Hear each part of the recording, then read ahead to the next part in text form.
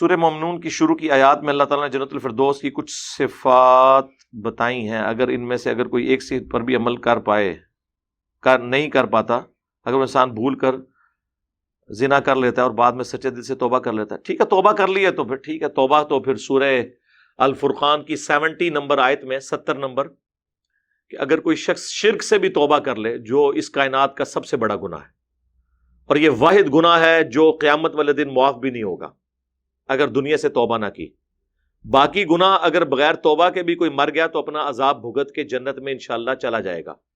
سورۃ النساء کی آیت نمبر 48 اور 116 کے تحت ان اللہ لا یغفر ان یشرک بہ ویغفر ما دون ذلک لمن یشاء. لیکن اگر کوئی شخص شرک کر کے دنیا سے گیا تو چاہے وہ اربوں سال بھی جہنم میں جلے، اس کا یہ گناہ معاف نہیں ہوگا. اور دنیا میں شرک سے اگر کوئی توبہ کر لے تو سورہ الفرقان کی آیت نمبر 70 میں آیا 70 نمبر میں کہ ہم اس کے گناہوں کو بھی نیکیوں سے بدل دیں گے. تو ظاہر ہے یہ والا جو معاملہ ہے بدکاری والا، یہ بھی اگر کسی نے توبہ کر لی ہے سچے دل سے، اور پاکستانی توبہ نہیں، تسبیح پھیرنے والی توبہ نہیں، توبہ کا مطلب ہے توبۃ نصوحا، جو آگے کو نصیحت ہو جائے. اور آپ کو میں بتاؤں قرآن حکیم تو یہ پاکستانی توبہ کو تو مانتا ہی نہیں ہے. قرآن حکیم میں یہ ٹاپک سورۃ النساء کے اندر اور کئی صورتوں میں آیا ہے. فی الوقت اس کا جو ایک سمجھ لیں ایپیکس ہے نا اس حوالے سے، وہ سورہ النحل میں اللہ تعالیٰ فرماتا ہے آیت نمبر 119، سورت نمبر یہ 16 ہے، 14ویں پارے کا آخری صفحہ ہے. ثم ان ربک للذین عملوا السوء بجہالۃ، پھر اس کے بعد تیرا رب ان لوگوں کے حق میں جو جہالت میں نفس سے مغلوب ہو کر گناہ کر بیٹھے، ثم تابوا من بعد ذلک، اور اس کے بعد فوراً توبہ کر لیں کام کرنے کے بعد، وَأَصْلَحُوا، اور اپنی اصلاح کر لیں. اصلاح کا مطلب ہے کہ آندھا کوئی پٹھا کام نہیں کرنا.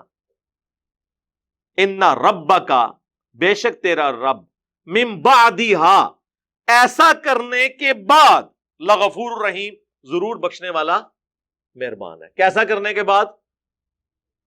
توبہ، اور توبہ کے بعد اصلاح.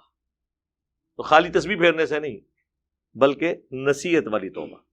تو توبہ کریں. زنا کی توبہ، اس کے اوپر یوٹیوب کے اوپر میری ویڈیو بھی موجود ہے. السلام علیکم وعلیکم السلام. میں آسٹریلین یونیورسٹی میں پڑھتا ہوں، وہاں میں نظر کی حفاظت کرنا ناممکن ہے. وہاں کی لڑکیوں سے اگر ہاتھ نہ ملائیں تو برا سمجھتی ہیں، تو مجبوراً ہاتھ ملانا پڑتا ہے. کوئی ایسا مسئلہ نہیں. یہ تو آپ اسی طرح ہی کہہ رہے ہیں کہ جی کیا وہاں پہ عورتیں حجاب نہیں کرتی ہیں؟ تو حجاب کو تو برا سمجھتا ہے گورا، تو وہ یہ کہے گا کہ میں ایسی عورت کے ساتھ بات ہی نہیں کروں گا جب تک وہ اپنا حجاب نہ اتارے. یہ کون سی ڈیمانڈ ہے؟ تو آپ عورتیں بھی تو حجاب کر رہی ہیں. ایون جب فرانس میں حجاب پہ پابندی لگی تو میڈیکل ماسک یوز کرنے شروع کر دیے. دل بےمان تھے اجتا ٹیر، جن کا دل بےمانی میں ہو وہ بانے کرتے ہیں. جو اللہ کی بندیاں ہوتی ہیں ان کے پاس سلوشن ہوتے ہیں.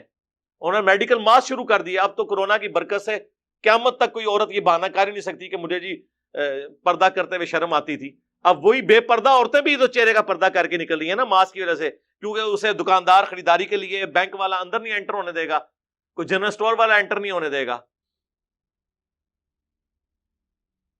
اپنی دنیا کی خاطر پردہ کر لیا، اللہ کی خاطر نہیں کیا. تو یہ آپ کر سکتے ہیں، کوئی ایسا مسئلہ نہیں ہے.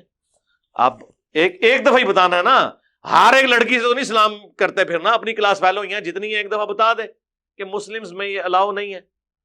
المعجم الکبیر طبرانی کے اندر یہ روایت موجود ہے. نبی علیہ السلام نے فرمایا کوئی شخص کسی غیر محرم عورت کو ہاتھ لگائے، اور یہ حدیث شیخ البانی نے سلسلہ حدیث صحیحہ میں بھی لی ہے، اس سے بہتر ہے کہ اس کے سر میں لوہے کی کیل ٹھوک دی جائے. اگر اسے یہ عذاب پتہ چل جائے کہ کسی غیر محرم عورت کے ساتھ ہاتھ ملانے کا، اس کو ہاتھ لگانے کا عذاب کیا ہے.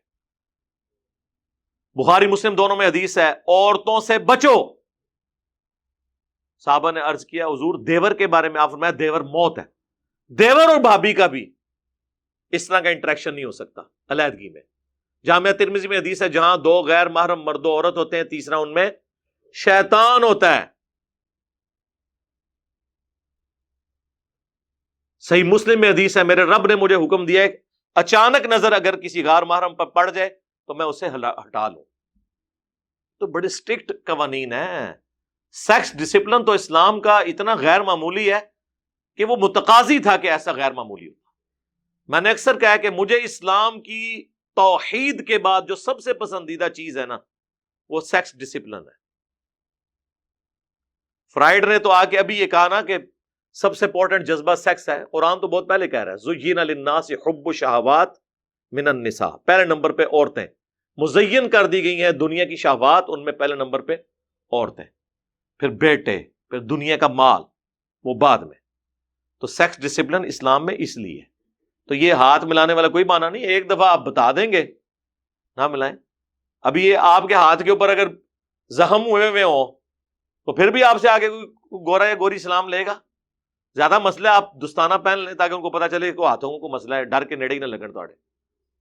تو ایک دفعہ بتانا ہے, ایسا کوئی مسئلہ نہیں ہے. لوگوں نے ابھی خام خواہ بہانے بنائے ہوئے ہیں کہ جی یہ ہو جائے گا وہ ہو جائے گا. خدا کے لیے اللہ سے ڈریں اور اس طرح کے معاملات کو اس طرح نہ لے کے چلیں.